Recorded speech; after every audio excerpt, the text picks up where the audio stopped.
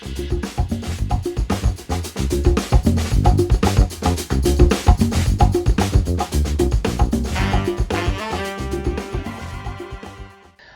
to the Clinical Podcast Series brought to you by the American Academy of Optometry Foundation. The topic for this episode is educational intervention to adopt selective laser trabeculoplasty as first-line glaucoma treatment. I'd like to thank our host, Dr. Mile Brujic, our topical expert, Dr. Andrew Rixon, and our topical editor, Dr. Kat Hogan. And now I'd like to begin today's broadcast. Hi, I'm Dr. Mile Brujic, and welcome to this episode of the American Academy of Optometry Foundation podcast series. Today I'm joined with Drew Rixon. Dr. Rixon, tell the audience a little bit about yourself. Yeah, hey Mila, thanks for having me on today. I'm in Memphis right now. I work at the Memphis VA full time, and I'm also part-time faculty over at Southern College of Optometry. I recently finished up my glaucoma diplomate through the American Academy of Optometry, and I'm involved in residency and externship, just education at the VA and over at school with students. That's about it with me. I was going to say it's part of the reason why you are perfectly positioned to comment on this paper. And really, we're looking at a paper published in the European Journal of Ophthalmology entitled Educational Intervention to Adopt Selective Laser Trabeculoplasty, or what we commonly refer to as SLT, as first-line glaucoma treatment, randomized controlled trial, educational intervention on SLT. So I guess, Drew, the first question, to jump right into it, why is this topic of this paper, why is it important to us as optometry?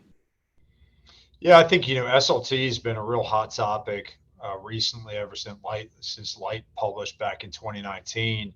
And, as primary eye care providers, we're really the gatekeepers in glaucoma care. And as you look at scope expansion, we're not only the gatekeepers, but we're also the primary providers in a lot of cases of SLT.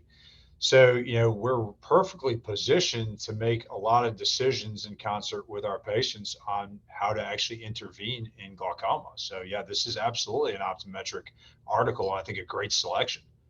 So what's some of the key findings in the article, and how do you really kind of foresee them helping us in clinical care? Yeah, I think the findings are somewhat humbling because I think on a day-to-day basis, I think sometimes we think we're doing a great job intervening educationally with our patients, especially mostly verbally. And what this found was that changing how we're actually presenting information to our patients may actually allow them to make more informed decisions, especially they used a PowerPoint format and they used a video format. So they took patients who may have had preconceived notions about what laser trabeculoplasty was and change those preconceived notions by educating them. I think that's really important. I think that we oftentimes kind of presume a certain level of healthcare literacy in our patients, and then we think we're changing that healthcare literacy with whatever script we may have, and maybe our script isn't as good as we think it could be. And so I think this is a really good take home that we can probably do better, and we can influence change and change patients' attitudes to get them into a situation that might be beneficial to both them and to us. Yeah, Drew, the article was humbling. In particular, the findings, you do question, and I read the article yesterday, and today I walked into clinical practice, and you almost start re-questioning the way you explain everything, because you realize that there's a lot of things that we take for granted.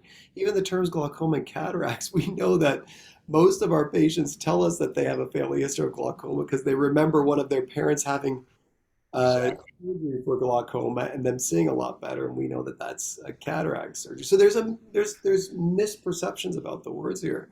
I guess this leads to the next question, and the thing that I've been wanting to ask you about this. Are there any key messages from this paper that your patients even may care about? I mean, how is it relevant to them in particular? Yeah, I think the relevance is just the fact that they may not know necessarily what's going on. And in order to provide better care, you need to kind of educate them. The relevance across the board is that once you actually go through the educational format that they expressed, and there's a YouTube video that's embedded in there that I don't know if you've had a chance to look at. It's awesome. It's like 3 minutes. It's quick hitting. But it shows again that they actually will change their perceptions once they're informed. So that the take-home message for the patient is that they also need to be open once they're educated differently and informed differently to an interventional mindset. And if we're not presenting that, it's not relevant to them because we're also failing in that avenue.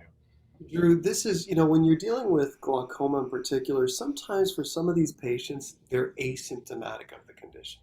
So you're treating something that they don't even understand at the beginning that they have this. All they know is their pressure is too high for their eyes. How important do you think these findings are when you apply it to things that patients may be symptomatic of? Going to even refractive errors or dry eye or other things or facets within eye care that we're treating and dealing with. And how important do you think these findings are to these other aspects of optometry and eye care? I think the findings can be universally applied that we need to do better as far as how we're informing patients, especially in the glaucoma world, because as you touched on, it's asymptomatic for a lot of patients. A lot of the literature that kind of teaches patients what they're supposed to see is inaccurate, at least with, dry eye and other more symptomatic diseases.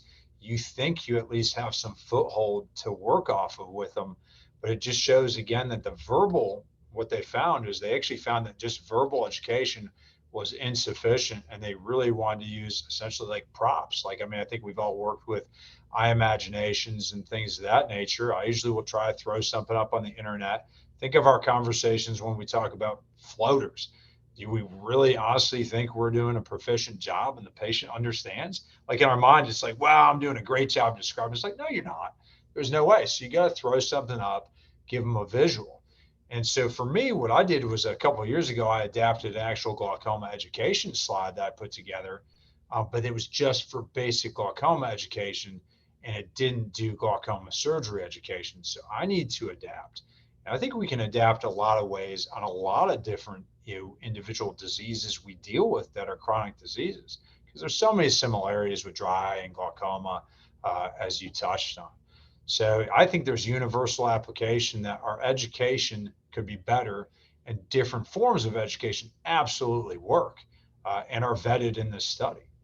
There may be benefits too, Drew. There may be built-in efficiencies to us actually letting things that educate our patients better than we think we do those tasks. Yeah. Listen, I want to thank you for being on. This was a really interesting topic, and a lot of times we delve into like very kind of detailed clinical stuff, but this was taking a step back and really looking at the patient perspective and helping them understand these things better. So Absolutely. I thank you for your time.